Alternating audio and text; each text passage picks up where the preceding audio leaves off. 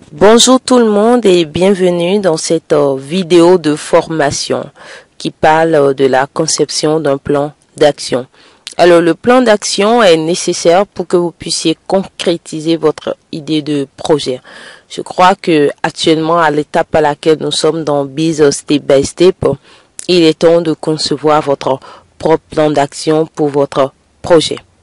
Pour ceux qui ne me connaissent pas encore, je suis la mentor Auréole, une passionnée du business et j'ai cofondé une entreprise de TIC à succès en Afrique. Si vous n'êtes pas encore abonné à ma chaîne YouTube, mentor Auréole, pensez à vous abonner et activer la cloche de notification pour ne rien rater de mes vidéos afin de devenir aussi des entrepreneurs à succès. Alors, par rapport à la conception du plan d'action, ici nous on prend l'exemple d'un projet qu'on a appelé projet de création du jeu éducatif en ligne Adeline jeu vidéo. C'est le nom en fait du projet. Mais sachez que c'est carrément fictif, c'est un exemple qu'on donne pour pouvoir avancer dans cette vidéo de formation.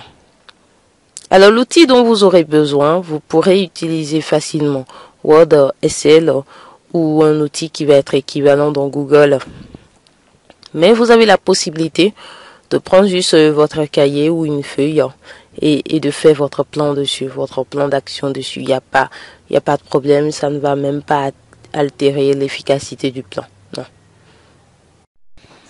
Alors, voici quelques étapes qui pourraient vous inspirer dans la réalisation de votre plan d'action. Déjà, il faut décrire le contexte du projet, c'est-à-dire il faut vous rappeler en fait à quoi ce projet consiste en fait. Donc ici, par exemple, on met le projet de création d'une plateforme de jeux éducatifs en ligne pour les adolescents de moins de 16 ans a pour finalité de permettre aux adolescents de continuer à développer leurs facultés intellectuelles et d'interagir avec leurs pairs, c'est-à-dire d'autres adolescents de leur âge au travers de la distraction. Donc, il a une double vocation en fait. Adressé d'abord à l'Afrique francophone, il peut s'étendre au-delà de ses limites pour s'exporter à l'étranger. Donc, en fait, l'idée, en fait, c'est que vous puissiez dire à quoi ce projet est censé servir, à qui c'est adressé et dans quel rayon, en fait. C'est-à-dire les limites géographiques qui pourraient accéder à ce projet. Voilà. Alors donc ici on sait que notre projet il est adressé aux adolescents normalement et que bon c'est d'abord pour l'Afrique francophone mais que ça peut aller au-delà et que ça a une double vocation donc ça consiste à distraire les adolescents et à les mettre en relation avec d'autres adolescents en fait de leurs âges et d'autre part ça consiste aussi à aiguiser leurs facultés intellectuelles, ce qui est pas du tout mal, c'est vraiment intéressant. Donc, la prochaine étape, c'est le résultat attendu. Il faut définir clairement le résultat qu'on attend. Ici, c'est la conception, c'est-à-dire que ici, c'est que Adeline en jeu vidéo soit conçu, opérationnel et disponible à l'exploitation.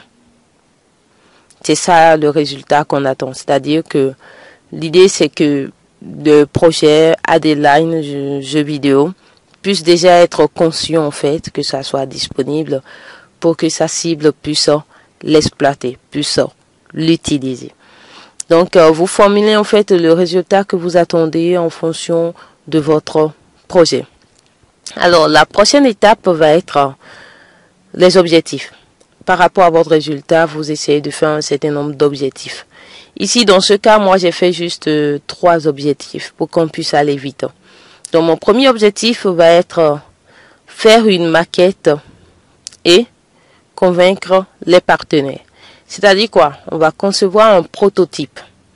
Pour ne pas concevoir tout le jeu vidéo et commencer par se perdre, on va concevoir un prototype et avec ce prototype-là, on ira sur le terrain pour faire des essais. Des essais non seulement avec des adolescents, mais essayer de convaincre les partenaires, c'est-à-dire des gens qui peuvent nous avancer des sous pour qu'on puisse aller vite dans la promotion de ce jeu vidéo-là. Donc c'est ça en fait, et pour ça il nous faut un prototype. Alors le deuxième objectif ici, c'est créer le jeu vidéo en ligne Adeline Adeline jeux vidéo. Donc en fait là, si on quitte l'étape de prototype, on va recueillir toutes les améliorations, améliorer ce prototype et maintenant créer vraiment le jeu vidéo en lui-même. Et le troisième objectif va être la vulgarisation, c'est-à-dire vulgariser le jeu vidéo, c'est-à-dire lui donner de visibilité pour que oui, les adolescents qui sont censés connaître ce jeu vidéo puissent connaître le jeu et l'utiliser. Voilà. Alors, après cette étape, maintenant, on va passer à l'étape de tâches. C'est-à-dire, pour chaque objectif, on se demande quelles sont les tâches qu'on doit réaliser pour les atteindre. Pour la conception du prototype, qu'est-ce qu'on doit faire pour concevoir le prototype? Déjà, il faut rédiger le cahier de charge. Même si c'est vous qui êtes censé coder ce jeu vidéo, si vous savez, vous connaissez des techniques de programmation pour pouvoir coder, il n'y a pas de problème. Rédiger quand même un cahier de charge, ça va vous servir de guide en fait. Vous saurez en fait quelles sont les fonctionnalités que vous voulez mettre dedans. Mais n'oubliez pas, à cette étape, nous sommes juste en train de réaliser un prototype. Donc, ça n'a pas besoin d'avoir toutes les fonctionnalités nécessaires, non. Mais ça a besoin juste d'un minimum. Mais rédigez quand même un cahier de charge complet. Comme ça va vous servir pour la suite. Voilà. Et vous pourrez améliorer ça. Donc, la deuxième étape, c'est de recruter une agence d'ingénierie informatique.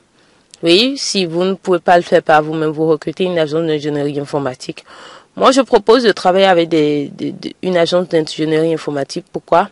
Parce qu'avec une agence, vous n'aurez pas trop de problèmes quant à la suite de votre projet. Mais si vous recherchez un développeur lambda, et si ce développeur, pour une raison ou une autre, vous êtes en discorde et qu'il n'y ait pas forcément un vrai contrat rédigé entre vous, mais vous risquez de perdre en fait le travail que vous aurez fait jusque-là. Donc, préférez travailler avec des agences. La troisième chose, c'est maintenant, oui, de passer à la conception vraiment de ce prototype-là. Et la quatrième chose, c'est faire des tests, c'est-à-dire voir si ça fonctionne ou pas. La cinquième chose ici, c'est contacter les partenaires potentiels et les rencontrer pour la suite en fait. Parce que le premier objectif dit faire une maquette et convaincre les partenaires. Et comme je l'ai dit, les partenaires ici, ça va être les clients potentiels, c'est-à-dire les adolescents. Ça va être aussi les gens qui peuvent nous financer. Ça va être, voilà, tous ces gens-là. Ça va être même aussi, aller voir aussi la banque parce qu'en temps, si on doit créer un compte bancaire par rapport à ce projet, tout ça, il faut voir tout ce qui est lié à ça en fait. Voilà. Alors, après l'étape de tâches, maintenant nous parlons de ressources. C'est-à-dire quoi? Quand on a énuméré toutes les tâches, de quoi on aurait besoin pour faire le travail? Et de quoi on aurait besoin pour faire le travail, par exemple, ce serait d'avoir un ordinateur, ce serait d'avoir une connexion Internet à portée de main, ce serait d'avoir suffisamment de crédit pour les appels, donc il va falloir définir un budget financier pour ça. Et ce serait de prendre de l'essence aussi, parce qu'il faut aller en ville pour faire la rencontre avec les gens, faire les tests, des choses comme ça, voilà. Donc, toutes les ressources dont on a besoin, on inscrit ça là. L'idée, c'est ça. Donc, j'aimerais rappeler, en termes de ressources, vous mettez tout ce dont vous aurez besoin en termes d'argent. S'il vous faut, quand vous faites vos calculs, les frais d'essence, les frais de communication, tout ce qu'il vous faut, en fait, vous mettez, si ça fait 50 000, si ça fait 100 000 francs CFA, si ça fait plus que ça, vous n'hésitez pas, mettez un budget financier pour ça. Alors, les gens que vous devez rencontrer, la connexion Internet, tout ça, en fait, mettez tout ce dont vous avez besoin, n'hésitez pas, parce que c'est ça qui va vous permettre de réaliser vraiment ces tâches-là. Alors, l'étape qui suit maintenant, c'est le délai. Vous savez, il est inutile de prévoir des tâches si on n'a pas un délai pour ça. Si vous mettez en fait rien du tout là, ça voudrait dire que vous pourrez être en train de faire la même chose l'année prochaine, ça ne va pas vous déranger et c'est pas intéressant en fait. Donc, mettez un délai. Le délai sous-entend qu'il va y avoir un début, il va y avoir une fin. Donc, si on prend en fait chacune de nos tâches, on dit ça commence à tel moment et puis ça finit à tel moment. Si on prend par exemple le cas de la rédaction du cahier de charge, on peut se dire on va finir la rédaction en 15 jours. Donc, ça peut débuter par exemple le 1er... Nous, on est en août actuellement, donc on peut mettre 1er septembre, du 1er septembre au 15 septembre 2020. Donc, on donne cet exemple-là. Là, on sait vraiment qu'on se situe dans ce cadre-là. Voilà. Donc, vous définissez un délai pour chacune de vos tâches. Ça vous permet en fait de pouvoir avancer beaucoup plus rapidement. et d'atteindre vite les objectifs. Voilà. Donc, après le délai, vous devez définir aussi la personne qui est responsable, c'est-à-dire quelqu'un qui va être responsable, le responsable. Donc, si vous êtes seul et vous devez faire tout ça tout seul, donc il n'y a pas de problème, vous mettez vous-même votre nom là. Mais si vous n'êtes pas seul, si vous avez des associés déjà à l'étape à laquelle vous êtes, donc vous responsabilisez chaque personne pour ça. Et si vous avez des gens qui veulent vous aider ponctuellement pour ça, vous mettez leur nom à la place de chaque tâche en fait. Ça permet de se rappeler en fait quand on a rédigé les choses, ça permet de se rappeler en fait à qui on a attribué telle ou telle tâche en fait. Et oui, moi je vous conseille, si vous n'êtes pas seul, de rédiger en fait le plan d'action ensemble. Si vous êtes 2, si vous êtes 3, faites-le ensemble, sinon le plan d'action risque de prendre beaucoup plus la tournure que une seule personne donne à ça en fait. Alors que si on n'est pas seul, c'est mieux que ça soit conjointement fait en fait. C'est-à-dire que ça soit fait de concert. Ce serait mieux en fait. Voilà. Alors, donc après l'attribution de la responsabilité à chaque personne, maintenant il va falloir définir le résultat. Le résultat, c'est par rapport à chaque objectif. Donc, si on prend par exemple notre tout premier objectif, qui est de réaliser un prototype et de convaincre des partenaires. Donc, le résultat attendu, c'est que le prototype soit réalisé et que les partenaires soient convaincus. C'est tout en fait. C'est-à-dire que si vraiment l'objectif a été accompli et qu'on a atteint vraiment cet objectif, c'est que oui, le prototype est réalisé, il existe, on a ça en main. Et oui, on a été vraiment voir les partenaires et on a pu en convaincre quand même des partenaires parmi eux. Voilà. Donc, c'est ça. Alors, il faut aussi prévoir un indicateur de performance qui permet en fait de savoir que oui, que le résultat a été vraiment atteint en fait. Donc, l'indicateur ici, ça va être oui, qu'on a notre prototype qui est en main, qu'on a ça en visuel. C'est ça déjà. Et qu'on a peut-être un rapport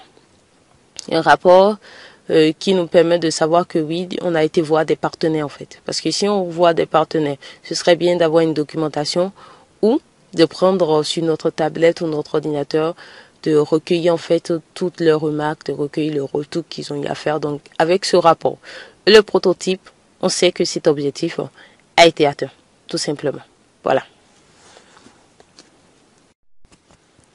Alors, j'aimerais vous rappeler que la nécessité de réaliser un plan d'action n'est pas seulement quand on est en création d'entreprise, non.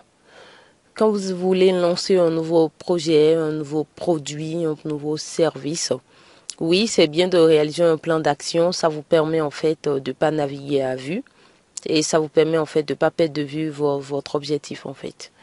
Donc oui, c'est important de réaliser un plan d'action pour pouvoir avancer, pour avancer très vite. Voilà.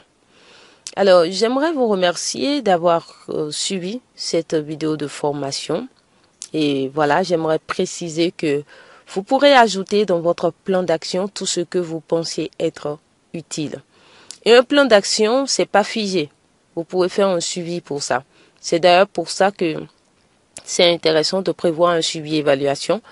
Ça permet d'actualiser les choses qui sont à actualiser. S'il y a des choses que vous avez prévues dans votre plan d'action et que sur le terrain ou bien en discutant avec des gens, vous avez constaté en fait que ces choses, c'est pas exactement comme ça que ça va se passer.